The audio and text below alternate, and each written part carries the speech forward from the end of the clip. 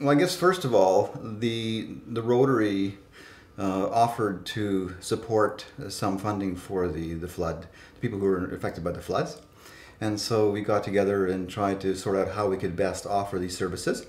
And so we come up with a variety of different ways in which we're hoping to partner together. One is to do some promotional material, and that'll be available for people who might be affected by the flood down the road, maybe a couple months down the road. Because what we find is oftentimes is that it's several months down the road that they begin to realize the full extent of what they've lost.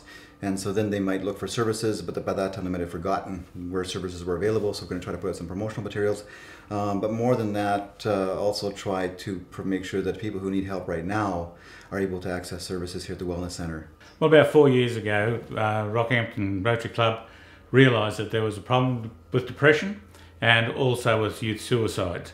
It's expanded from then. We've set up this special program, our River Run, which goes each year, and the funds from that goes towards these type of projects. We've spent money on bipolar, and with the floods, we recognised that there was people out there in crisis, emotional crisis. So that's why we allocated funds also to this project. So it's good to see the community and a community-based organisation getting involved with the university in something that's close to our hearts. You know, we are really chuffed that we here at the university are going to be able to provide free services to people who have been affected by the floods.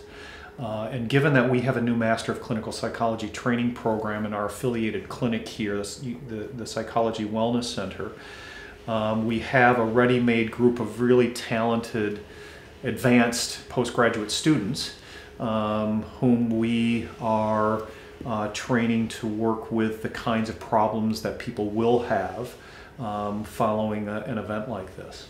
Oftentimes people are kind of hesitant to actually seek help after a flood, and it is important to take care of the very basics first, make sure the food, clothing, and shelter is taken care of.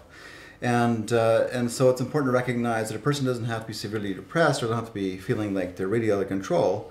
It's just being able to get some idea, some help as to how can I cope with the ongoing process of redeveloping my life, recreating my life. And so it's better to do it early before it gets too out of hand rather than wait until things get too bad.